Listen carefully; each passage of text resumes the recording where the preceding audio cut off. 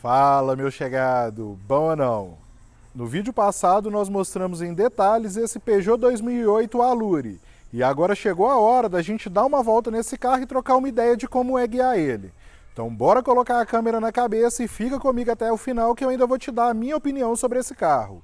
Eu sou o Anderson Teodoro e você está na Magic Torque.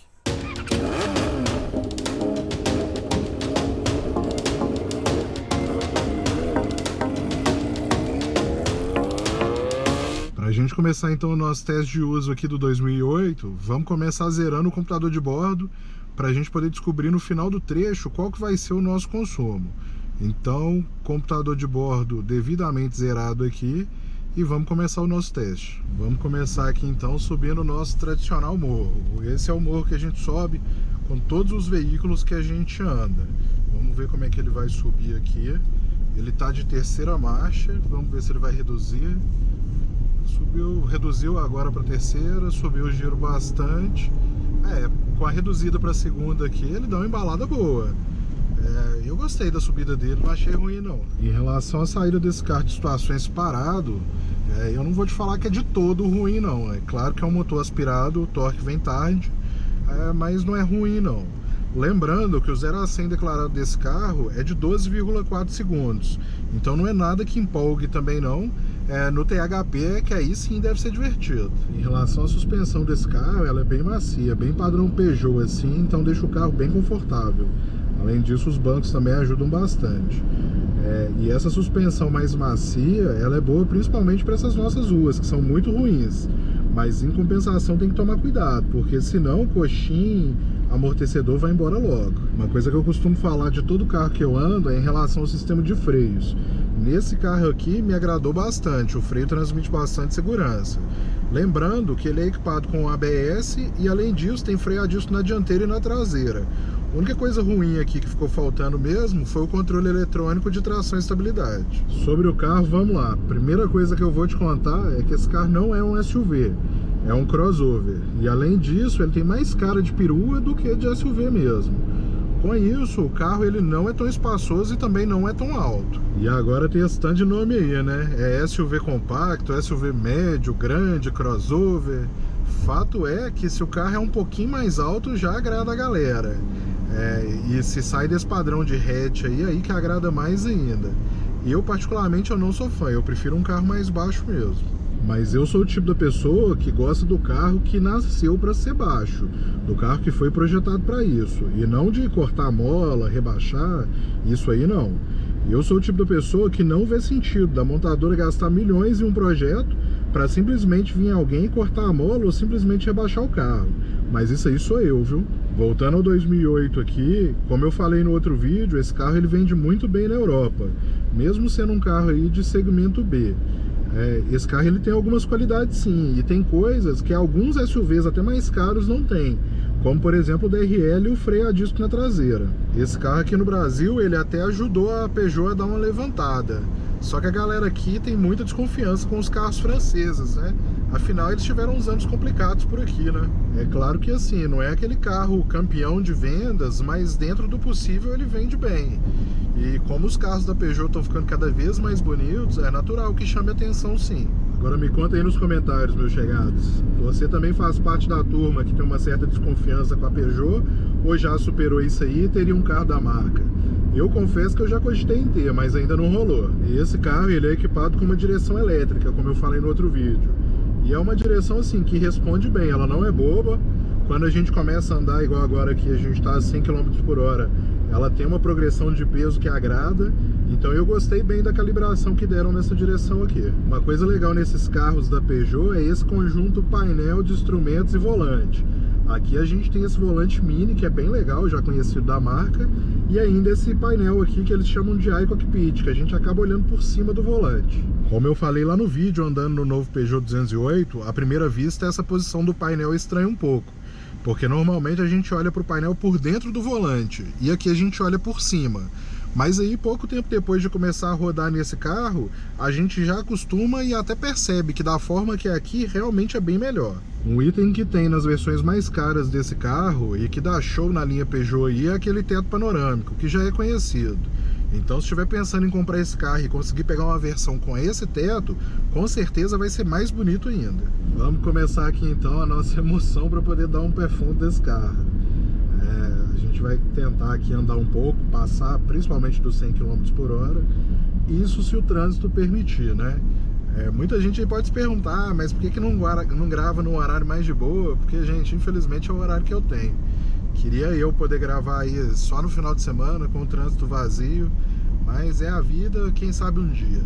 Mas enquanto isso a gente vai tentar, ali na frente tem um radar, então é natural que o pessoal aqui ande um pouco mais devagar.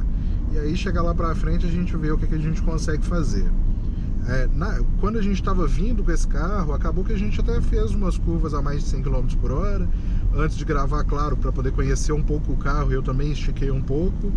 E eu já posso te falar o seguinte, o carro ele é firme em curvas. Ele não rola tanto, mas também não é um carro tão alto, mas rola um pouco. A grande preocupação aqui é o seguinte, para quem já acostumou, né, não tem mais o controle eletrônico de tração e estabilidade. Não tem mais assim, não tem nesse carro. Então aqui a gente acaba não tendo essa ajuda, então é bom não errar a mão aí. Vamos ver se a gente consegue andar. Tem um Renegade ali, por incrível que pareça, empurrando alguém.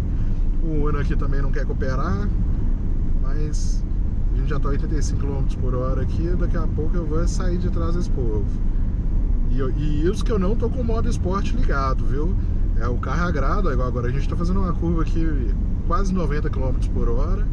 Ele reduziu para uma quinta marcha aqui e é uma curva leve, não balança tanto assim não. Meu chegada aqui, pelo menos nesse trecho, a gente não vai conseguir passar do 100, como era a minha ideia. Mais pra frente aí, enquanto a gente troca uma ideia, se eu conseguir dar uma esticada, eu pretendo ligar o modo esporte desse carro. Eu sei que normalmente a gente não faz isso para poder ver como que vai ser o melhor consumo dentro de um uso comum, mas eu tô curioso nesse carro aqui, até por ser um motor aspirado e o carro é um pouco pesadinho, mas tem um câmbio bom. Então eu queria ver como é que é essa relação desse carro aqui. Em relação ao câmbio desse carro, não tenho o que reclamar. O câmbio Aisin é um câmbio muito, mas muito bom mesmo. Além disso, é um câmbio robusto e funciona muito bem nesse carro. Então aqui é alegria mesmo com esse câmbio.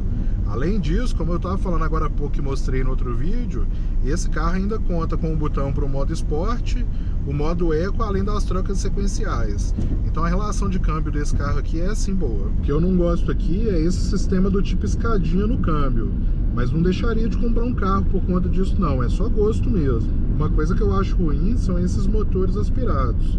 Mas eu preciso explicar uma coisa, eu acho ruim porque hoje tem coisa melhor, então não é que esse motor não presta, é só porque já tem opção melhor aí no mercado. Eu já andei em carro com o motor THP, e é bom, mas bom mesmo. E achou que eu não fosse falar do turbo, né, meu chegada? Claro que eu vou falar, só que em compensação não vou reclamar, porque pelo menos tem versão desse carro aqui que tem. Então, como nesse modelo existe a opção do THP, tá tudo certo. A única coisa que tem que olhar direitinho é porque, claro, vai ser mais caro, mas em compensação o motor é muito bom.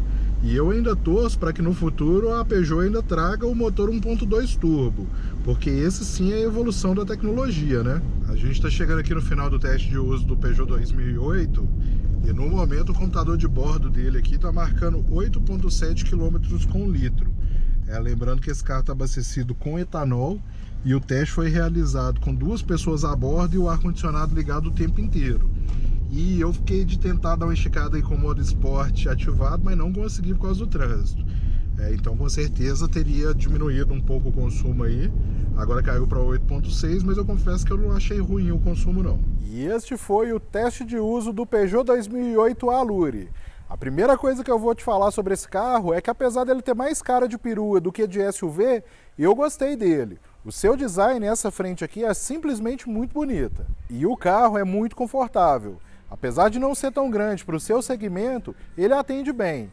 E além disso, ele é bem gostoso de dirigir. É claro que essa versão 1.6 aspirada não vai andar tanto, mas pelo menos existe a opção com o motor THP, que é muito, mas muito bom. Outra coisa boa nesse carro é seu câmbio, que aí sim enche os olhos. E para não dizer por aí que eu só falei bem desse carro, esse aparelho de som que colocaram nessa versão aqui chega a ser um desrespeito com o consumidor. Não ter central multimídia até passa, mas pelo menos podia ser um som original da marca. Pelo menos se serve de consolo, a Peugeot tirou essa versão aqui de linha. Então, se você for comprar um carro desse 0 km, não vai correr o risco de alguém te oferecer aquilo lá. Agora, é claro, o valor já ficou mais caro. Então, para ter um carro desse zero hoje, vai ter que desembolsar mais de 110 mil reais. Se for recorrer ao mercado de usados para comprar um carro desse, eu sugiro tentar uma opção mais completa, com a central multimídia, o teto panorâmico e de preferência com o motor THP. Eu vou ficando por aqui, meu chegado, mas me conta, gostou desse vídeo? Então compartilhe naquele seu grupo de WhatsApp que vocês estão sempre falando de carros e para aquele seu amigo que sempre pergunta se esse carro é bom ou se não é. Lembrando que aqui na Magic Torque nós temos vídeo todas segundas, quartas e sextas. Eu aguardo você para o próximo. Até!